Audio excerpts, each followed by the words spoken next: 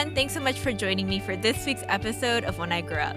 On today's episode, it's my pleasure to welcome my new friend, Amy Lee. Hey, Amy, how are you? Hi, so good to be here. Thanks for having me. Oh, no, thanks for coming on. I really appreciate your time today. So I have no idea what you do, but our good friend Christina Martinez connected us.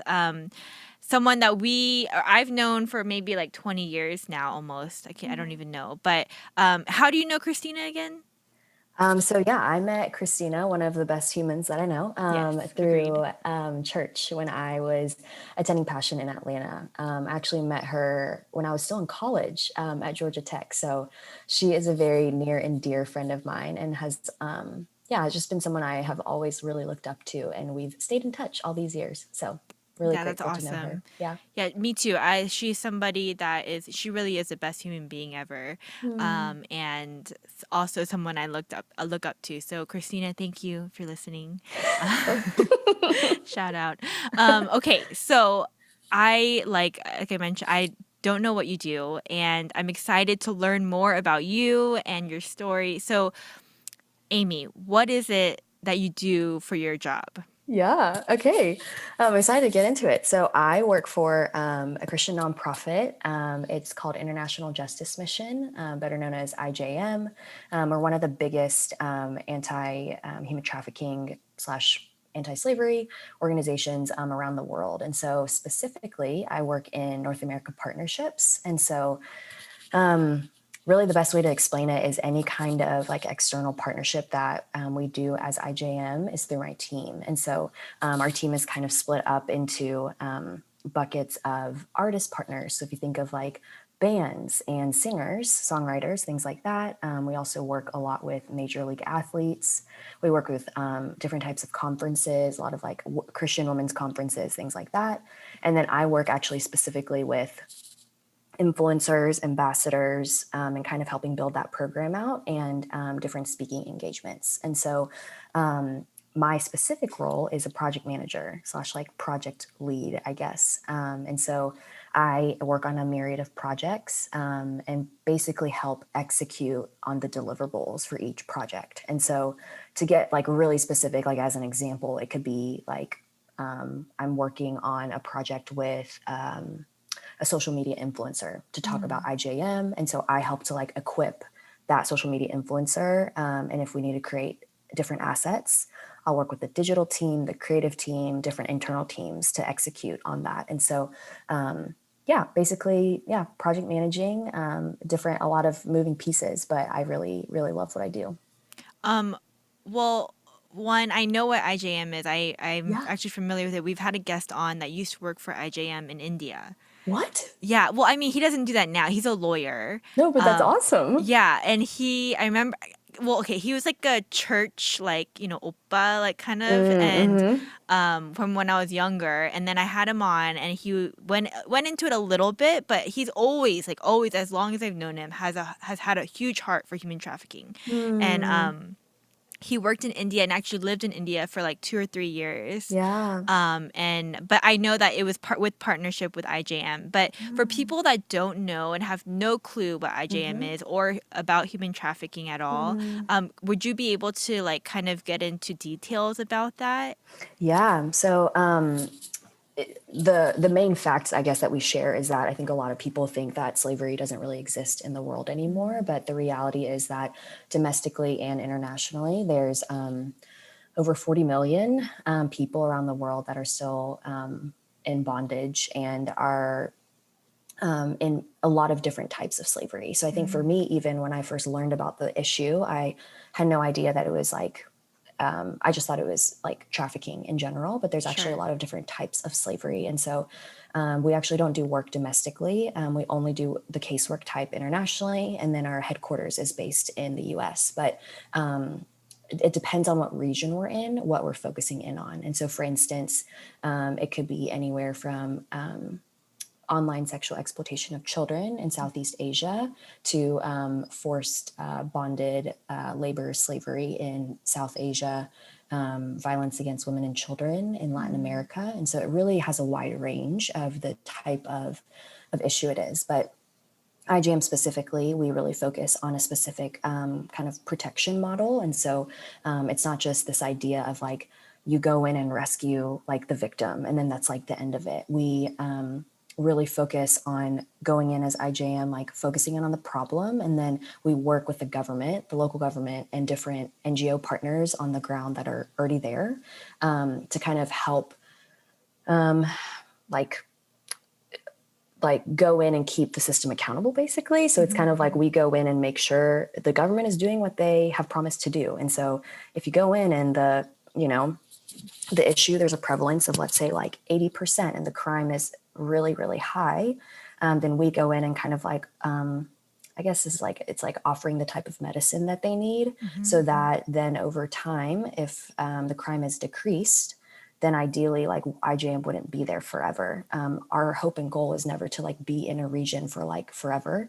Our hope and goal is that like the government and the local partners can then take over the work and they like that we have taught them our protection model and our theory of change so that they're rescuing people, that they're keeping the perpetrators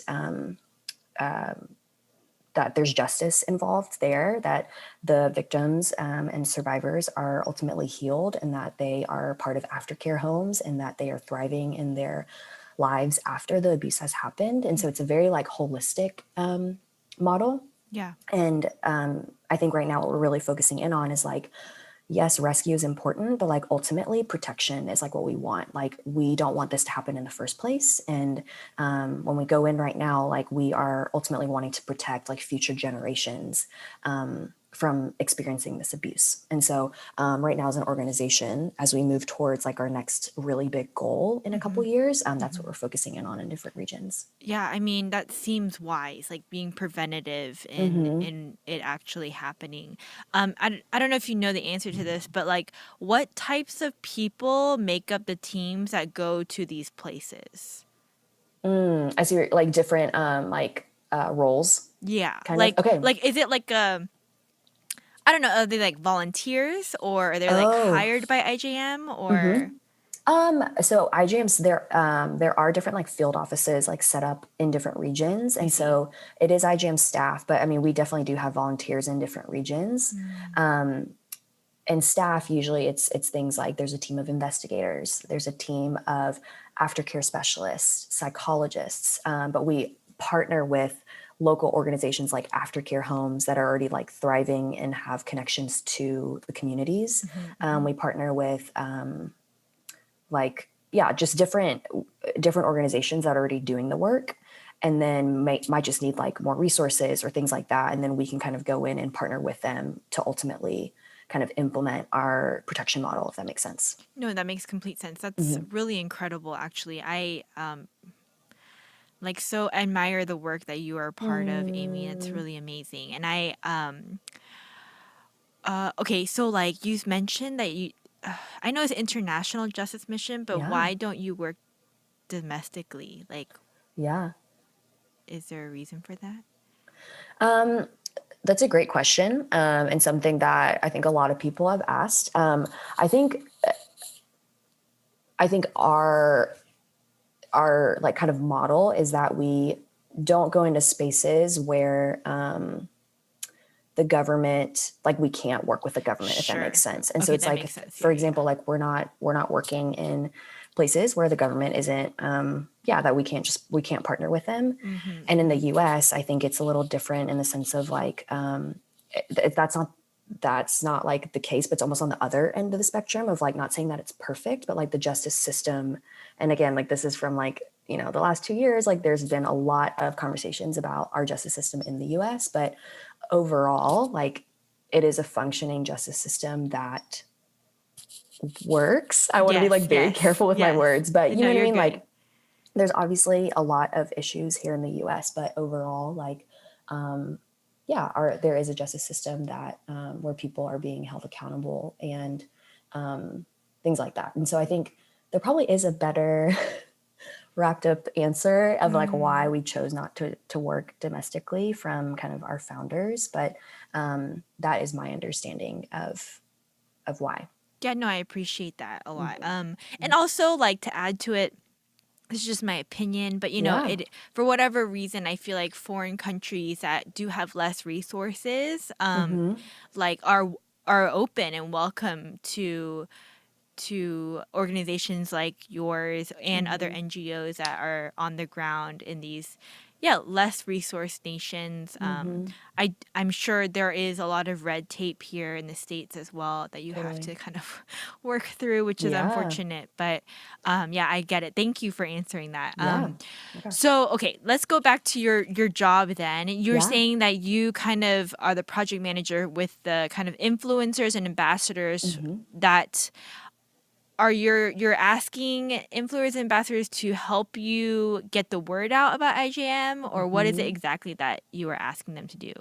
Yeah, no, it's a great question.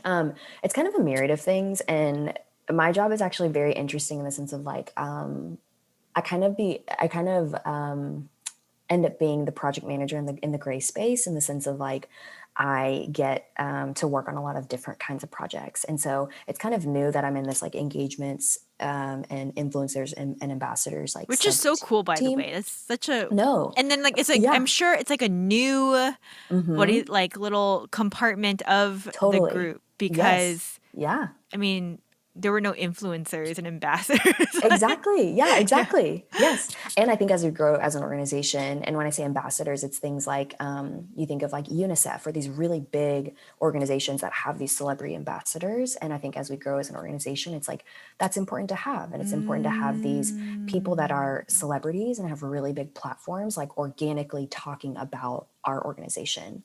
And sure, so, yeah. my our VP of our team actually says a lot within partnerships, because that's like the name of our team, of like our goal at the end of the day is like for IJM to become a household name. And so Mm, all of our projects that we work on, like that's what we're wanting to do. Like we're wanting to build a really big table. And so we like to partner with a lot of people that are all over the spectrum of politics, of religion, of like all these things, because at the end of the day, we can't just Christians alone won't be able to end slavery by yeah, ourselves, if that makes sense. And so like yeah.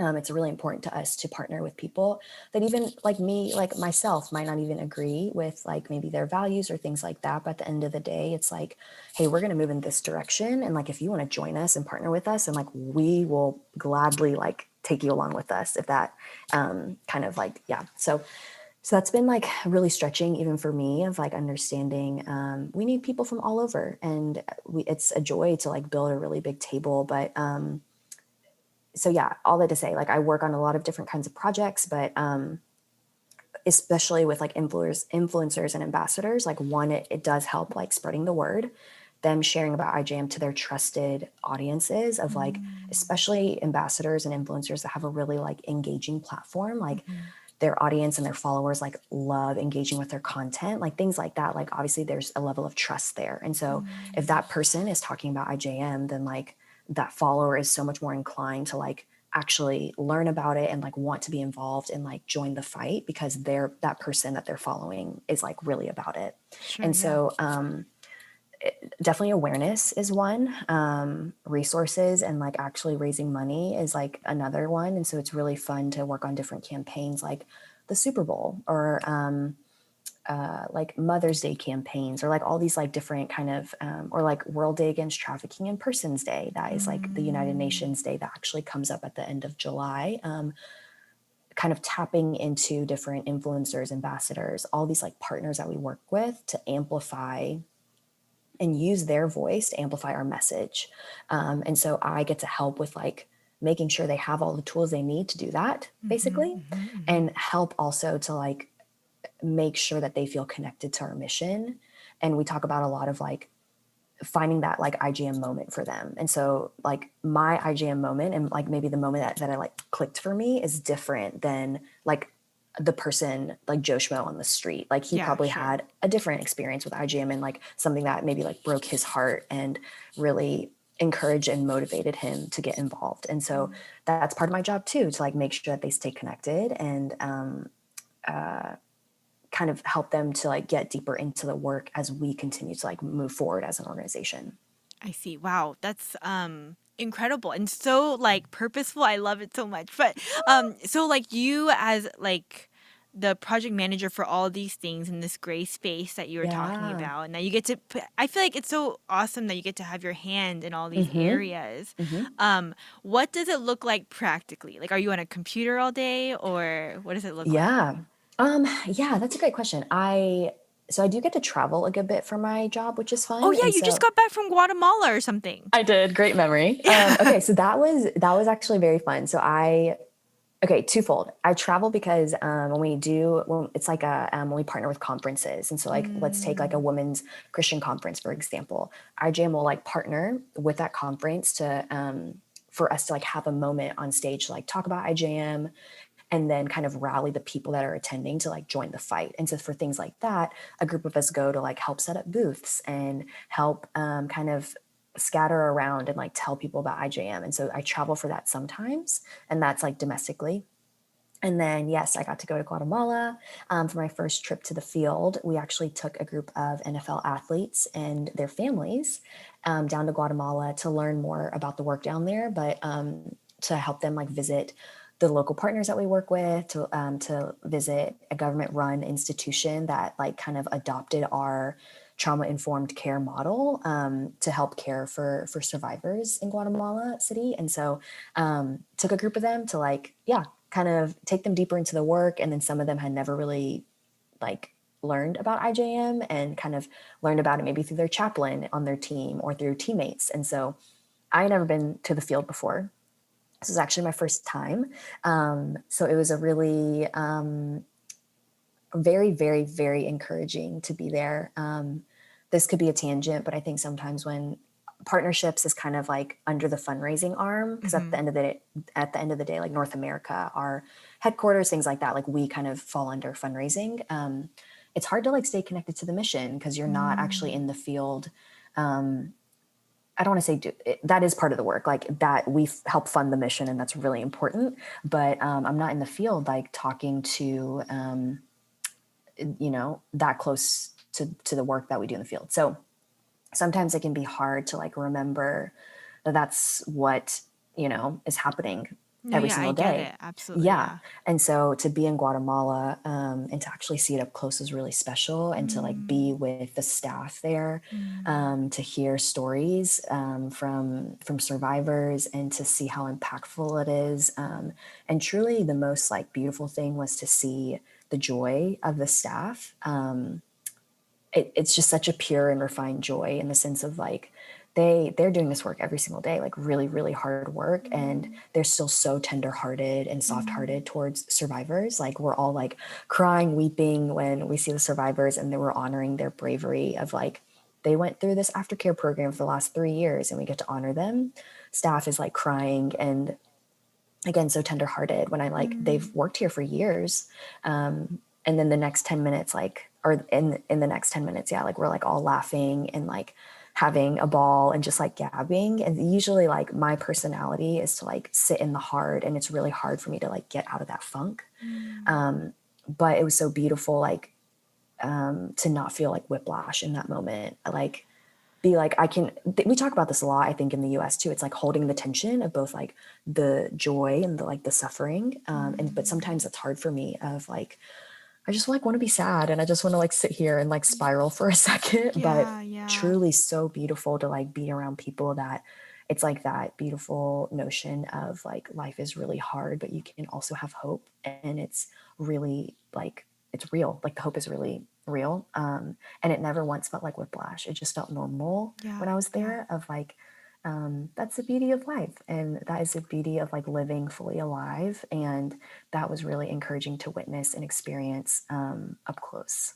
Yeah, that is so amazing. And what a gift, right? To like be able to experience that and like just gain a shift in perspective as well Mm, too, right? Like to you're in the grind. You like you said, like you're the one doing the fundraising for the people that are on the field, but when you're kind of like out of touch with those areas, it's hard mm-hmm, to I mean, me too. I'm a very visual person, but then once I see it, I'm all for it, and mm, I can do it with passion and just 150% hit the ground running. mm, But it's like when you are not it's not tangible for you in that moment. You just know the words and the work, and you see the numbers, I'm sure. But to witness it firsthand, wow, like that is so amazing. Yeah. So amazing, Amy. Thank you so much for sharing that with me. I um feel really inspired, honestly. Mm, Okay, you're well, I have sweet. to ask on a side note, you Yeah. mentioned that you took a team of people with you to Mm-hmm. Guatemala, Mm-hmm. and they were some, you said NFL athletes. Mm-hmm. Mm-hmm. And the purpose of that would, I'm assuming, is for them to also experience, right? Like, Yes. Yeah.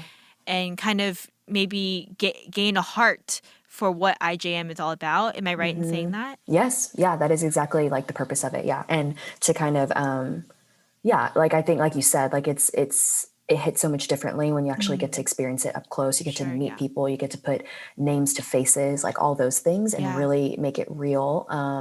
Yeah, that's definitely the purpose of it. Yeah. And do you feel like this trip did that purpose? Like, do you think it was Yes, effective? I 100% do. That's awesome. It was really cool to have like kind of a dinner at the end of one of the nights, Mm, and to talk through like, okay, like what was the most impactful thing for you? Like, what do you think?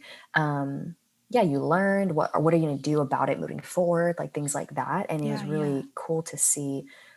There's like one family that had already been to Guatemala before, and so I'd already experienced it. And so even like, okay, what was different about this trip? Or Mm, people that came in like very blind, like I don't really know what you guys are about, but I'm here to learn and to like learn that they were so impacted and moved by all of it, yeah, and had these like specific moments where this was it, like this was what really changed it for me or whatever, was really, really encouraging. And to see that even for the staff in Guatemala, it was just as encouraging for them to hear. sure, Like they yeah. were kind of like getting emotional and just hearing like, thank you guys for coming. Like Mm, and for me to hear that was really sweet, because I know I mean, it's hard to host, like even as much as you love hosting, it's taxing. mm, And to know that it was just as life-giving to them to have people in the field like really appreciate like what you're doing, and to yeah, be here to like encourage you guys and all those things, like it was really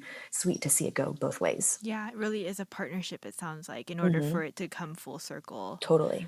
Um, okay, so you have to take me back to the beginning a little bit of your life. Mm-hmm. Would love to. Yeah. Story Not too time. far back, but let's go to high school. Yeah. Yeah. You were telling me that so even though you met Christina in Atlanta, you are not from Atlanta originally, Mm-hmm. and then you moved here in high school. You said to Yes, Atlanta. I moved to the suburbs of Atlanta the summer before I started high school. Um, and it's so funny because yeah, I don't know. I think even thinking of like where I am today, like Mm, I think we all go through journeys of, growing up and becoming like more confident in who you are, like things like that. But it's been really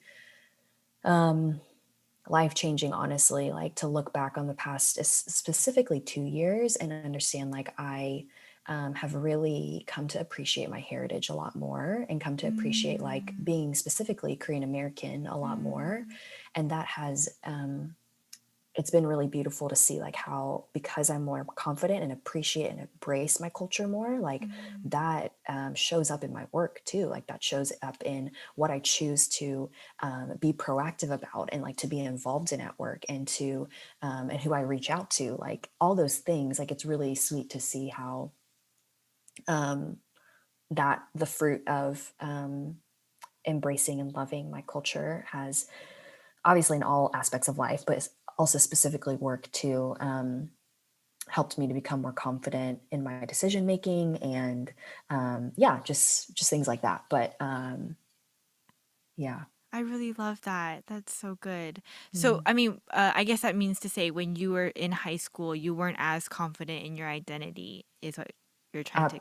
correct. Okay. Absolutely Yeah, not. yeah. I would not recognize high school Amy. And there is a sense of like wanting to like go back and almost be like, it's okay. Like it's this thing of Mm, like wanting to go back and look at high school and even middle school, like just growing up and understanding. I think everyone goes through this, but just like insecurities and all these things. But I do think it is confusing. I grew up in Louisiana, and Mm. grew up around a lot of people that don't look like me. Yeah. And I think for a long time, I just wanted to like fit in, and just Sure. wanted to, not even for myself, but my family. Like I wanted my mom to kind of fit in with other moms, and like all these things, and Mm. understanding that at the end of the day, we're different. But that's not necessarily a bad thing. But I Yeah. just think like that, like I didn't fully come to that realization of like, it's really beautiful that I'm different. Like, and I don't even want to say like we're all unique and all different, but I think Yeah. kind of coming into my own, honestly, in the last like 2 years has been such Mm. a beautiful process of, yeah, like loving Korean culture, and then Mhm. understanding like I can be gracious like towards like younger me, and understand like it happened in like its own timing, and it's okay. Like if I look to my left and like another Korean friend like went through that journey when she was 21, like that's okay, and that's her journey. But reminding myself that like the younger me like did the best that she could with Yeah. what she like knew and what she had. Yeah. And yeah, like all of it happened for a reason. Like not to be cliche, but it did. No, absolutely, absolutely. And um, can resonate with what you were saying too. Like we don't even realize what we're feeling in the moment, especially as like adolescents, right? Like we just have no Yeah. clue what all these feelings and thoughts are. I grew up in East Cobb, Georgia, Marietta, where I too was just a handful of Asian Americans, and on top of that, I think I mentioned to you before, like my parents are very Americanized, so like Mm, I even more so felt so uh foreign when I shouldn't have been. Like, you know what I mean? Like I was confident in who I was, but at the same time was self-conscious in what I look like. mm, But then I like, and everything you were saying too before about like, without even like, your parents too, your dad or your mom, and mm. wanting it to like mesh a certain way, Yes. Yeah. but no matter how hard they try or you try, you kind of start to realize, oh, like it doesn't really matter. Like, Mm, and like we are just different. We're just mm, different. mm, Oh wow, I'm just externally processed all of that with you, and that was really good. I'm no, because I've never really, because even doing like Stop Asian Hate and stuff this mm, last mhm, year, like I really had to reflect and process things with my husband, mm, because I was feeling like, oh, like I don't really know if I know this feeling of like hate that mm, people are talking about. I just felt like I've never experienced the same type of racism that everyone was mm, talking about. But then it turns out I did. Like, and I mm, didn't know. Like, I didn't know that these microaggressions were happening. I mm, didn't know, like, my parents, like, for example, like, my parents, like, they, again, like, super American, but they raised me to be, like, they didn't raise me to be small, mm, honestly. And mm, so, like, I never felt that way. But then my husband was like, yeah, so why do you think they raised you that way? mm. And I'm Wow. like, oh my gosh.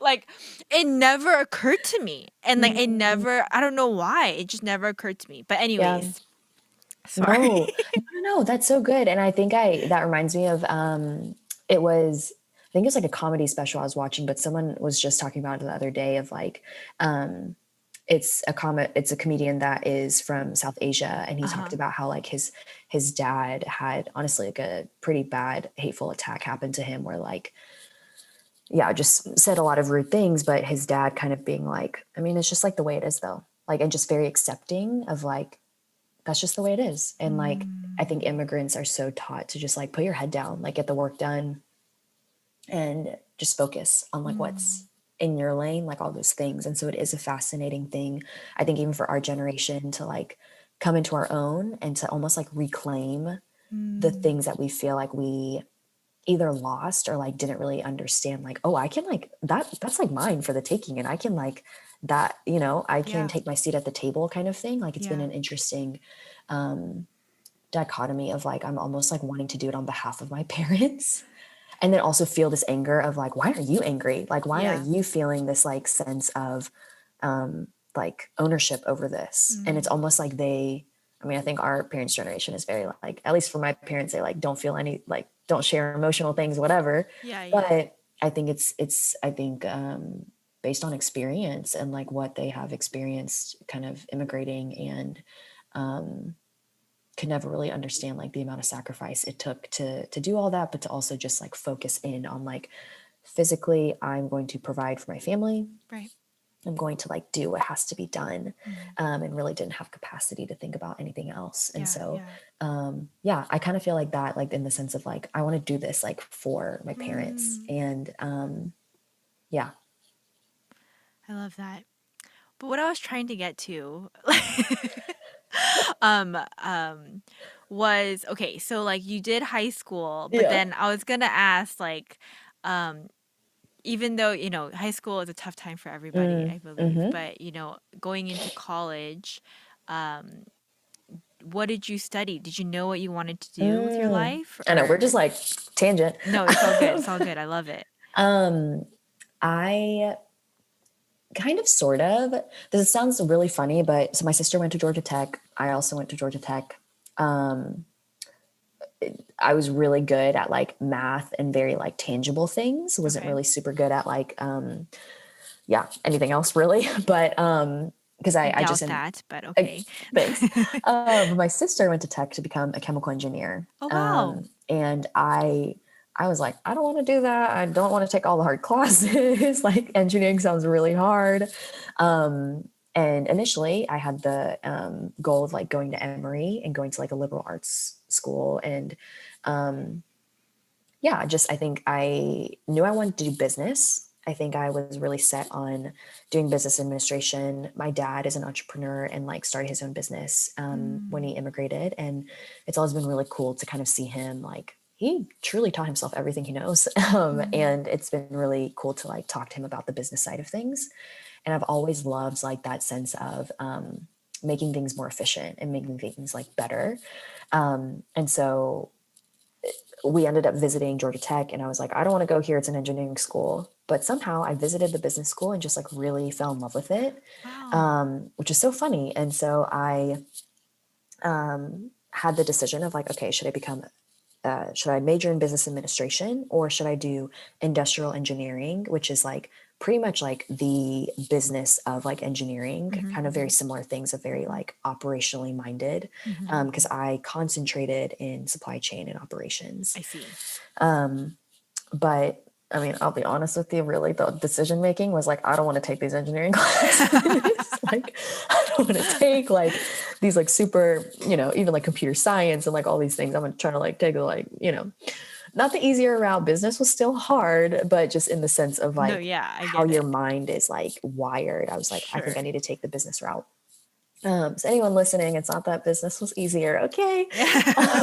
No, but girl, But trust me, I'm like, no thank you to both things. yeah. So don't worry about it. And it's that thing too of I think like for business classes, like we did a lot of case studies, and that was really fascinating to me. Of like you study and read a lot, like Harvard business studies of like Zara supply chain, or Mm, what worked at the Ritz Carlton and how they like really what their model is, and so like things like that in hospitality, and like you kind of study a lot of different companies and like how their supply chain works. At least for my major specifically, so yeah, that was kind of what was exciting to me, but kind of knew I wanted to do business. And a lot of it was honestly in part due to my dad. that's awesome. So, you finished your business Hmm. degree. Did you do like a capstone thing too? I didn't do capstone, but I had a couple internships over the summers. And Okay. so, I mean, obviously, like Atlanta is the headquarters for a lot of great companies. Yes. So my first internship was my sophomore summer, I think, and interned doing kind of like yeah, like operations supply chain internship at a company called HD Supply, which is like used to be the wholesale side Oh, of Home why do I know Depot. this? Yeah, you've seen trucks. It's HD Supply, and it's now like separate, but used to be Okay. the wholesale Okay. department of Home Depot. Okay. Oh, okay, okay, Uh-huh. okay. Yeah. Yeah. And then the next summer I interned at Coke, which was super fun. But I hear working for Coke is like great. it is great. Yeah, it's awesome. Yeah. And it's just fun. Like you get to be exposed to so many fun different things, and it's a great company. So yeah, I got to work on a couple different projects there. Again, like supply chain, and very like I really stuck with like my major and like my major track. So then yeah, didn't do a capstone, but then yeah, had those internships. I feel like I'm forgetting one for some reason, but I think that was it. Okay, so you did all these internships that were super great. But what, I mean, like, how did you get to where you are now? Like, what happened in between that time? And I feel like you would have to have a heart, like, for this type of work, that you do currently. So I feel like there's got to be a story in there of how things kind of played out for you. There like kind of is, but it was truly a journey. So I'm gonna just just come along for the ride. Okay, Um, I'm here for it, just girl. Don't get your worry. popcorn ready. Yeah. Um, so yeah, I graduated from Georgia Tech. Ended up working at UPS headquarters, Hmm. kind of doing again it was like I was in the transportation solutions department, which is funny because you're like UPS is transportation, like how like what team is that? But specifically we worked a lot with like healthcare companies and tech companies, Mm, basically like crunching a lot of numbers for them. And these are people that use UPS as like a freight carrier basically. And so I used a lot of, I don't know how to explain it, honestly. It's like just a lot of crunching numbers, being in Excel all the oh time, gosh. which was honestly looking back, I'm like, ooh, that was a lot. But kind of was there for like a year and a couple months. But honestly, like it was a really good first job out of college. Like it was really hard. I ended up Mm. having three bosses in this in the span of I think 6 months. Oh, that's crazy. My first boss was awesome, but it was just I hit it at like a really weird transition time in the Mm. whole like our whole team. So but I learned a lot because those are the kinds of things like change management that you don't learn in college. Like that is really like you got to get in and get your hands dirty, and that's kind of where you learn how it really works and how Yeah, you yeah. respond to it as an employee. So did that, and then I ended up going to work for a small well, it was like a startup but not a startup, a tech company that was in the live entertainment technology space, Ooh. in Buckhead, actually. Yeah. And so it was a very, very fun culture, like a really awesome environment. I was an operations analyst. So, again, like very on the track, all very similar. Um, Operations analyst specifically for the NBA and the NHL. I'm the kind of Cool. person, I know, I'm very like go sports, like couldn't care less. But it was so fun. Like it was such a cool environment to be in. I really, really loved our team there. Mm.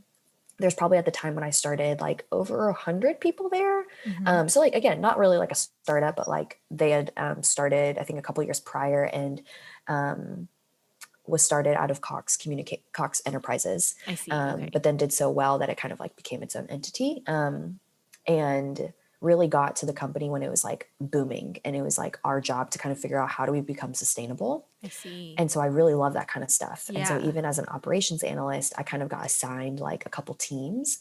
And so basically we had like a set of products, like a set of like live entertainment technology products that we worked with different teams and different partners Okay. on. And so it was my job to like execute on deliverables. So very similar to what I do now as a project manager. Like it was a project management position, and Hmm. worked a lot with like the sales team, worked a lot with the digital team, things like that, the strategy team, to kind of make sure that the partnership was like running, if that makes sense, Yeah, like yeah. Makes continues sense. to be a success, and that the app works and things like that. So that was the fun part of it. Like I think I got to get my hands dirty in the sense of like, okay, a new addition or like new thing of the product is coming out, like let's test it out. And so like I love like doing that kind of stuff, and so I would always like kind of volunteer to yeah, be a part of those like testing environments. And again, like it goes back to that like operationally minded, make things better, test things out to like what how can it be more efficient. Like that has always been, I feel like, my I don't say like my gifting, but like what I enjoy doing. No, yeah, I mean, which is part of your gifting Yeah, because yeah. really, honestly, Amy, I'm listening to all this. I'm like, wow, this is so great. Sounds so exciting. And I'm like, man, she loves her job. No, which is so good. And I'm like, do I like that? I'm like starting to question. I'm like, Yeah. do I like those kind of Oh things? my gosh. But that's really awesome. I mean, I Mm, do. I like being efficient and effective, but I didn't mhm, realize like things like operational manager or supply chain mm, and even project managing was ultimately that's what it is. I've had other people on with these job descriptions, but they didn't mm. describe it nearly as articulated as Oh, you. So I feel okay. like Thank so you. I feel like oh, maybe I should reconsider what I think about these Mm, professions and careers. So okay, yeah. anyways, No. continue. No, no, no. And that's the thing. I think when I say project management too, like I don't have my like it's called a PMP, like that actually like going to get like certified as a project manager. Okay, And so I okay. feel like my take and definition on a project manager is Sure. super different because I think Mm. I probably don't follow all the steps of like, all these like super high high intensity projects if that, makes sense. But I my entire career has been that of like being in a variety of projects or even like at my Mm. the second job, it was at a place called Experience, Mhm, mhm. that live entertainment technology company, like managing and like being the project or operations analyst on all these like different teams, like Mhm, that's mhm. projects. Like that was a Yeah. set of 15 different teams I was helping manage, as the operations analyst. And so it's like managing all those different projects at once. And so Mhm. I feel like my definition is like super like loose, I'd say. But what's been really cool is that throughout my entire career, I've kind of been doing the same thing, but just in different industries. Okay. And so that's been helpful too, of like, I have experience doing it and doing like juggling projects and understanding like priority management, time management, things like that. But I've really had my hands in a lot of different pots, which is the way I like it. And so, yeah, I would be so stressed, honestly, but yeah, that's good. That's good. Okay. you haven't seen, I do get stressed. Don't worry. I get Yeah. stressed. All right. So you have a stint at experience, you hmm said, hmm and then what happened after that? Okay, this is where it gets a little interesting. Yay! I love I it. So excited so right now. so I will say, this is like fall of 2017. Okay. I was really happy in my job. Could have like I saw a trajectory of like I am good at my job and I can see where like I could grow. Mhm. Um, and yeah, could have like honestly seen myself being there for a really long time. But my church was planning a different plant in DC, and it kind of started in the Mm. fall of 2017. I I didn't grow up in the church, and so I had no thought in my mind ever that I'm going to move to help plan a church location. Never was ever crossed my mind, but I came up to DC a couple times that fall to kind of help launch with the team, and Mm. had a couple friends that were close that also did the same thing, and a lot of them ended up moving. And the more and more I started traveling up to DC, I was going up probably 2 to 3 times a month. That's a Um, lot. I know in the fall of 2017, I just like really was really deeply moved, and from then on I just was like, okay, I think I'm in this. And um yeah, it was really just set had my mind set of like, I am moving to help plant the church. Had a conversation with my manager at Experience, and basically kind of mutually decided like this job can't really thrive in a remote location, which I really appreciated, like this honesty up front. But Yeah. we kind of mutually decided, like, I was helping again with the NBA and the NHL, and the season ends in May. And so I kind of made the decision in like December of 2017. And like we mutually decided, like, I'm going to work until May because like I'm not in a rush to get there. And so, like, I'm going to do that. I'm going to like give it my all until May, and then I'll move to DC. Wow. Yeah. So I ended up moving in May of 2018 to DC to help plant the church. Yeah. Oh, wow. I hmm did not know that. Yeah. Yeah. Okay. Yeah. Okay. No, what? Go, go, go. Well, I was going to continue on in the story, but if you have No, any no, no. questions, we can stop. Continue, continue. I want to know more. Yes. Yeah, so basically what happened was I came on like a volunteer basis. Like I wasn't like I was on staff at church or anything. I ended up taking a break from work. This is so unlike me. You did. I'm such a listen. I'm such a like planner. I'm type A, and I'm love to know what's next. And I No, don't that's like me. That's me, girl. That's why I'm totally. like, Yeah, girl, and you I hate. crazy. Listen, I totally get it, and I hate change. Like I Yes. remember when I moved from Louisiana. I mean, I was a dramatic middle schooler, but so that's important to note. But I was very much like I need to know what's next. But for some Mm, reason, like I honestly like really felt compelled to come to DC and was really again like deeply impacted by our church planning in DC and knew that that's how had you know it's God and not you, man. exactly. And that's the thing. Like I Yeah. was responding to it in such a way that was so unlike me, like in the sense of, okay, I'm gonna go. I don't have a job. I'll figure out where I'm gonna live. And like everything ended Mm. up falling into place. Job wise, I ended up not working for a year and a half. Yeah, Wow. long time, really long time. And truly, when I think about it in hindsight, I'm like, I just took it a day at a time. And this is like the Mm. funniest thing. I have always, and even like my family members had said this too, like, and always kind of been like, Amy just like has favor in like her jobs. Like she just like Mm. somehow just like figures it out and always just like has favor in her career basically. Yeah. And I did not apply to a single job within the year and a half, not a single job.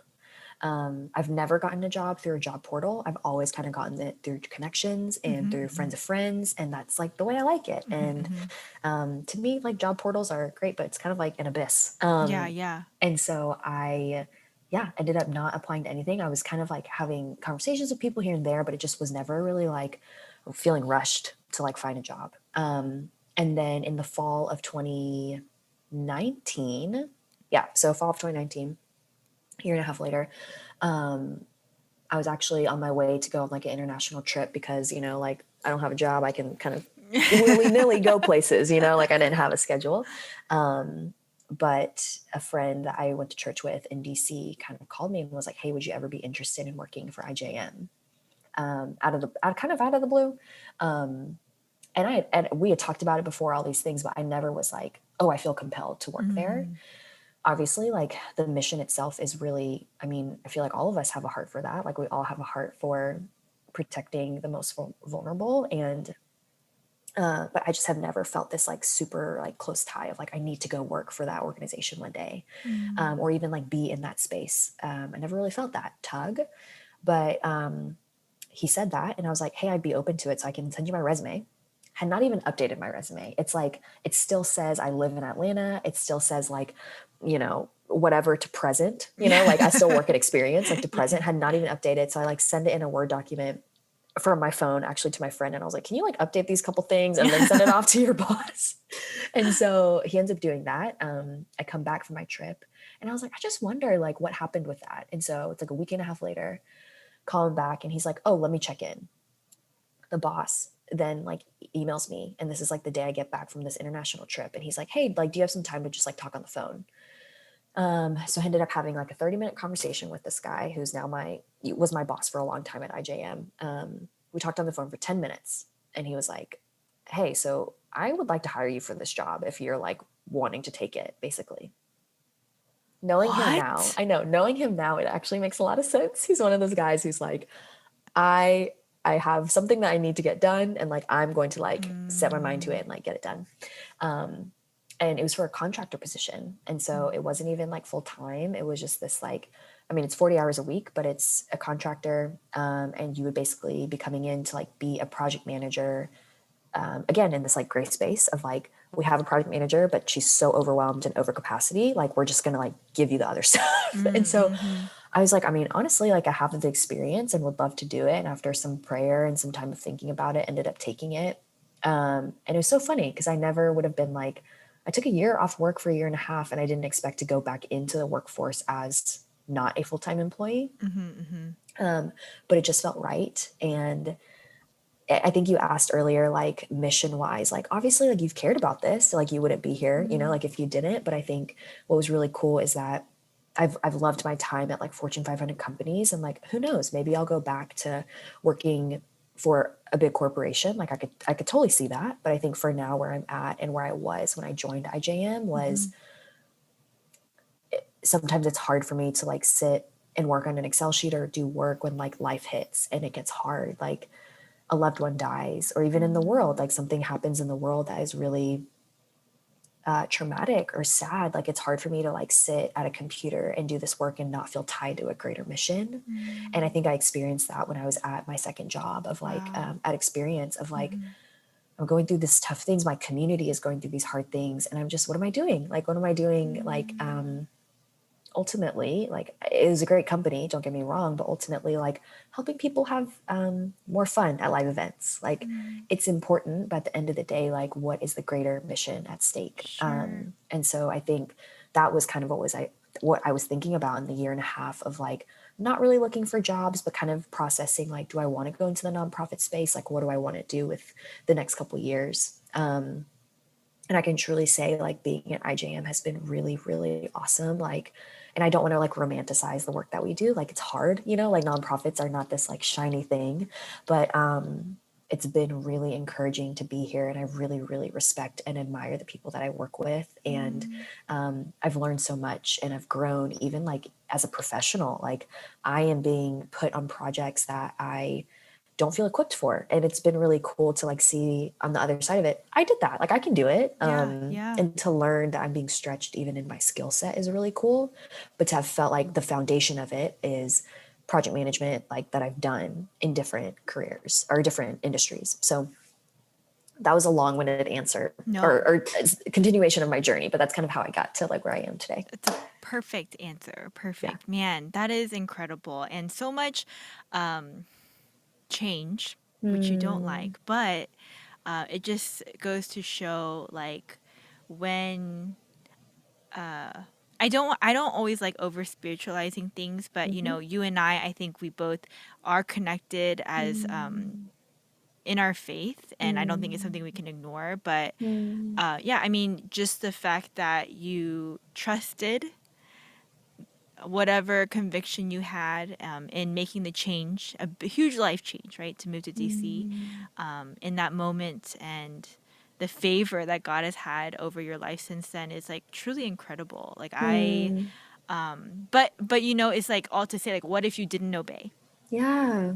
You Yeah. know, like what would you be doing now? I don't know. I'm sure it still would be great, and it would Totally. still be Mm, part of, you know, God's control and sovereignty. But man, how incredible the mm, impact that you are making right now through IJM as a conduit to that. So I mean, mm. so awesome. You're so cool. You're so sweet. Thanks. Well, Mm. Amy, you know, we are I wanted to ask though, Mhm. before I ask my final question, Yeah. which I usually ask my guests Mhm. at the end of our time together, is what is something you like most about your job? Mm. And also, what is something you like least about your job? Great questions. What I like, okay, I'm gonna start actually with what I like, maybe. Okay, it's not that I don't like it. It maybe is like the difficult part of Okay, the okay, job. challenging part. Challenging part. Yes. Yeah, yeah. Because I really do like my job. It's not perfect, but I really, really love it. I feel like the difficult part is this sounds weird, but I think like I'm such like a tangible, like I really like knowing and having structure and all these Sure. things. And kind of I think I've realized I'm really good at like small projects, but I think the difficult and really stretching part of my job is like being on bigger projects that have like this long runway and have like this big strategy, and that I'm helping to inform the strategy, and like, but it's a Mm, couple months, you know, like those are actually, I think I've realized, like difficult to work on, but I've really enjoyed it because it's really stretching me. But I think I've realized like I'm really good under pressure. And I so see.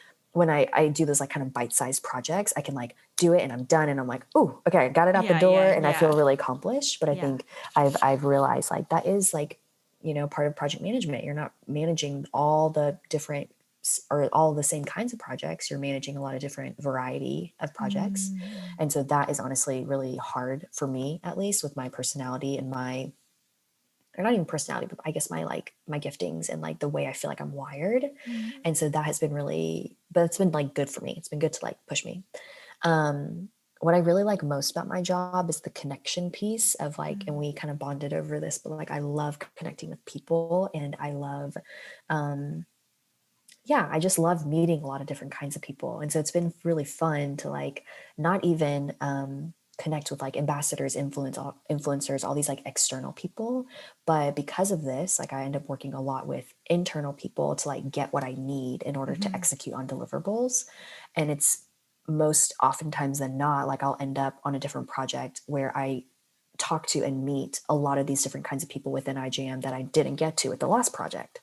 And so it's been really fun to be in this position where like I get to connect with a lot of different kinds of people. And through that, I get to like learn their stories and like talk with them. And then like once a project ends, I'm like, oh, we always will have this connection point. Yeah, yeah. So that's like honestly what I really love about it. I'm really grateful that I don't feel like pigeonholed and that I truly do get to like meet so many different kinds of people. And even going to Guatemala, like now I'm connected to the Guatemala staff, and that is really special. So um, the best part about my job is I just love people. And Yeah. so, yeah, the people is the best part. And Amy, I there's no doubt in my mind, people love you too. So I'm Mm, sure it's so easy for you, I'm sure, to make these connections. mm, Okay, so the usually the last question I ask people yeah. is if you have any advice for somebody that maybe is thinking about something in project management Mm, or just like life advice at all, anything that mm. you feel like you'd want to share. That's a great question. I think I guess my advice would be like just try things and Mm. give it a chance and Is like that get easy for you trying things? Because it's not say for me. okay, as I get older, and I don't know if you feel this, but like I said that I don't like change. I feel like I really like change now. Okay. And like things like I don't like to try things. I like to try things now. So I don't know if you feel that, but I definitely feel like it's that type anus has like expanded Mm, and grown a that's little. good.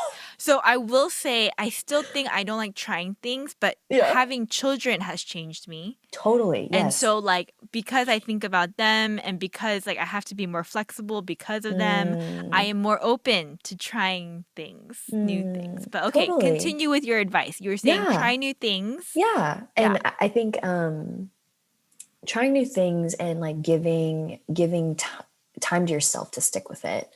And so I Mm, feel like I'm a really big advocate of like um I think I don't know, we're just in a culture where I think it's like, oh, it gets hard and you want to leave. And I think there yeah. is that balance, that fine Yeah. balance of like um I don't want someone to like stay in a toxic culture. Like I think with one of my jobs, I was like, I know it's time to leave, and I could tell when it was time to leave. But I think you know when it's that time. I think like you can Mm, trust your gut and you know like when it's time. But I think it's that notion of like you go where you're sent and you like do what you can, and you do that until like it's time to leave.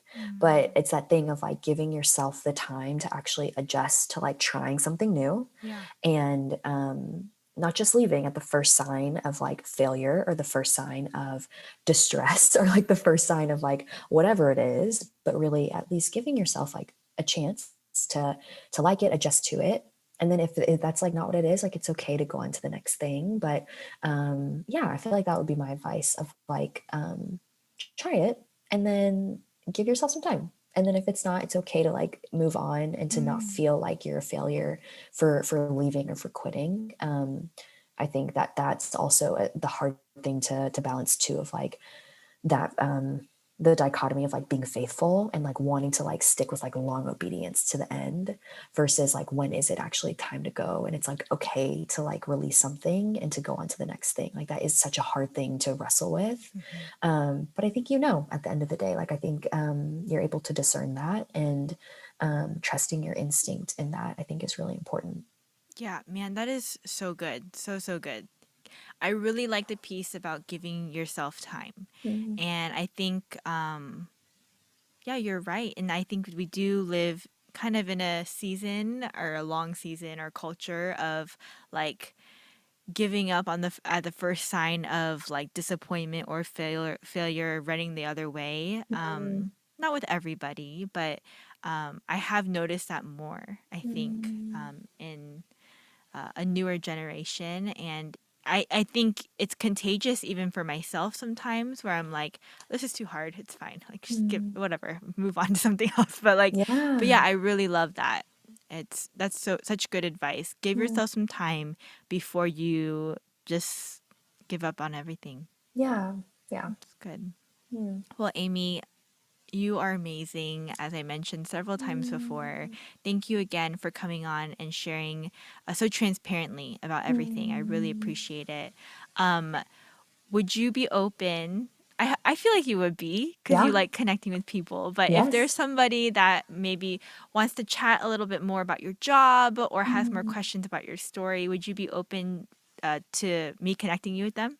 Absolutely. Truly, like if you ask any of my friends, I'm like notorious for this. Like I love connecting with new Yeah. people. So yes, please send them my way. I would love to chat with anyone who wants to know more. Awesome. Well, thank you again, Amy. Guys, if you want to chat with Amy, I can definitely connect you. You can DM me on social media or you can email me at podcastwigu@gmail.com. Thanks for listening, guys. Until next time. Bye, Amy. Bye, guys. Bye. See ya.